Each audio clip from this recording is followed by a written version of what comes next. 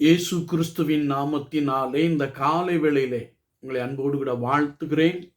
உங்களுக்கு கிருபையும் தேவ சமாதானமும் உண்டாவதாக. இந்த நாளிலும் கர்த்தருடைய ஆவியானவர் நமக்கு கொடுக்கிற வார்த்தை ஏசாயா தீர்க்கதரிசியின் புஸ்தகம் 49ஆம் அதிகாரம் 16ஆம் வார்த்தை இப்படி சொல்லுகிறது.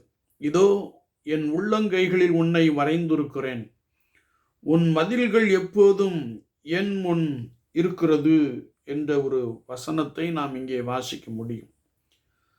ஆண்டவராகிய தேவன் இஸ்ரவேலின் ஜனங்களின் மீட்பர் என்பதை நாம் முந்தின பகுதியிலே அறிந்து கொள்ள முடியும்.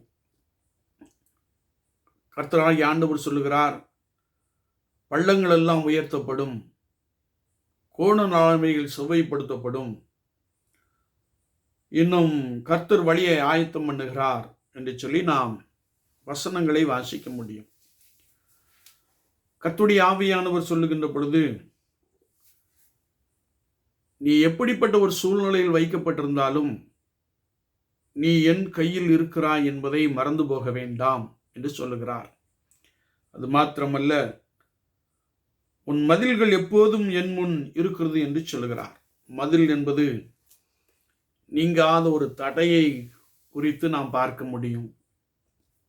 மதில் போன்ற பிரச்சனைகள், மதில் போன்ற தடைகள் நம்முடைய வாழ்க்கையிலே நிறைவாய் காணப்படலாம். குறிப்பாக ஒருவேளை நாம் பலவிதமான போராட்டங்களின் மத்தியிலிருந்து வெளியே வருவதற்கு நாம் எத்தனம் பண்ணுகின்ற பொழுது ஒருவேளை அது கூடாத ஒரு காரியமாக காணப்படலாம். குடும்பத்திலே போராட்டங்கள், கவலைகள், இன்னும் கொடிய நோய்கள் என்று சொல்லுகின்ற பொழுது நாம் திகைத்து போய் விடுகிற ஒரு அனுபவத்தை பார்க்கிறோம். குறிப்பாக பொருளாதாரத்தில் நாம் குறைபடுகின்ற பொழுது என்ன செய்வோம் என்ற எண்ணம் நமக்குள்ளே ஓங்கி காணப்படுவதை நாம் நன்றாய் அறிந்திருக்கிறோம். ஆண்டவர் ஒரு இவ்விதமான தடைகள், அது இவ்விதமான காரியங்கள் மத்தியிலே நாம் இருக்கின்ற பொழுது கர்த்தருடைய ஆவியானவர் நம்மை பார்த்து சொல்லுகிறார், உன்னை என் உள்ளங்கைகளில் வரைந்திருக்கிறேன் என்று சொல்லுகிறார். அது மாத்திரமல்ல, உன் மதில்கள், உன்னிடத்திலே காணப்படுகிற பிரச்சனைகள், வேதனையான காரியங்கள் எல்லாம் என் முன் இருக்கிறது என்று சொல்லுகிறார். எனவே நீங்கள் கவலைப்பட வேண்டாம்.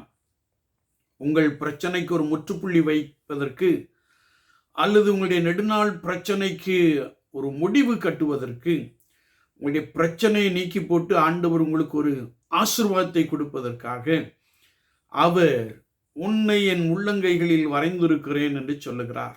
எனவே கவலைப்படாதிருங்கள். உன் மதில்கள் எப்பொழுதும் அவருக்கு முன்பதாக இருக்கிறது. தடைகளை நீக்கி போடுகிற கர்த்தர் அவர்கள் முன்னிலையில் போகிறார் என்ற வார்த்தையின்படியே எல்லா தடைகளையும் உங்கள் வாழ்க்கையில் இருந்து கர்த்தர் நீக்கி போட அவர் போதுமானவராக இருக்கிறார். இன்னும் கர்த்தருடைய ஆவியானவர் நம்மோடு கூட பேசுகின்ற பொழுது, நெடுநாளாய் காத்திருக்கிற ஒரு அனுபவத்திலே கர்த்தர் உங்களுக்கு ஒரு நிறைவை, ஒரு ஆசீர்வாதத்தை உண்டு பண்ண போதுமானவராக இருக்கிறார். எனவே நீங்கள் கவலைப்பட வேண்டாம். உங்களுக்காக ஒருத்தர் இருக்கிறார். அவர் கர்த்தராகிய இயேசு கிறிஸ்து. அவர் உங்கள் வாழ்க்கையிலே ஒரு ஆசீர்வாதத்தை கொடுக்க போதுமானவராக இருக்கிறார். உங்கள் வாழ்க்கையிலே காணப்படுகிற சோதனையான காலத்தில் உங்களை விடுவித்து தப்புவித்து உங்களுக்கு ஒரு நிறைவை உண்டு பண்ண அவர் போதுமானவராக இருக்கிறார். எனவே இந்த காலை வேளையிலே நீங்கள் கவலைப்படாதீர்கள். உங்கள் சரீர நோயை குறித்து நீங்கள் கவலைப்பட வேண்டாம். உங்கள் கடன் பிரச்சனைகளை குறித்து நீங்கள் கவலைப்பட வேண்டாம். எல்லாவற்றையும் கர்த்தர் பார்த்து கொள்ளுவார். ஏனென்றால் கர்த்தருடைய ஆவியானவர் சொல்லுகிறார், நான் உன்னை என் உள்ளங்கைகளில் வரைந்திருக்கிறேன் என்று சொல்லுகிறார். உன் மதில்கள், உன்னுடைய பிரச்சனைகள், உன்னுடைய போராட்டங்கள் என் முன் இருக்கிறது என்று சொல்லுகிறார்.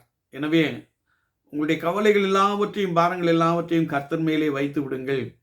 அவர் உங்களை ஆதரிப்பார். அவர் உங்களுக்குள்ளே பலத்த அற்புதங்களை செய்வார். உங்கள் இருதயம் அதிசயப்பட்டு பூரிக்குமான ஒரு அனுபவத்தை கர்த்தர் இந்த நாளிலே உங்களுக்கு கொடுக்க போதுமானவராக இருக்கிறார்.